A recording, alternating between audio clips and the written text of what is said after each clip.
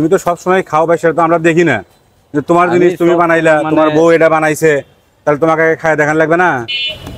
এবার তোমার ভেলপুরি কত করে? 10 টাকা, দুইটা 10 টাকা। দুইটা 10 টাকা। হ্যাঁ। আর 2 পিস দাও দেখি। এটা কি? এটা ডাল, অ্যাঙ্কার ডাল। অ্যাঙ্কর ডাল কে বানাইছে এটা? বাড়িয়ালি। আচ্ছা ঠিক আছে, তাহলে এটা তুমি খাও তো দেখি আগে। ভাই আমি সব সময় খাই। তুমি তো সব সময় খাও ভাই, সেটা তো আমরা দেখি না যে তোমার জিনিস তুমি বানাইলা, তোমার বউ এটা বানাইছে, তাহলে তোমাকে খায় দেখান লাগবে না? আমি সব সময় খাই, দিনে 4-5টা করে আমি নিজে বানিয়ে খাই। ঠিক আছে ভাই, তুমি নিজে বানিয়ে খাও। এই জিনিসটা বানাইছে তোমার বউ, হ্যাঁ, সালাদ কাটা দিয়েছে তোমার বউ, এগুলো জিনিসটা ভালো আছে কিনা, স্বাস্থ্যকর পরিবেশে হয়েছে কিনা, এই জিনিসটা তো আমাদেরকে জানতে হবে। ঠিক আছে, তোমার জিনিস তুমি আগে খাওয়া দেখো, টাকা আমি দেবো, সমস্যা নাই, তুমি খাও।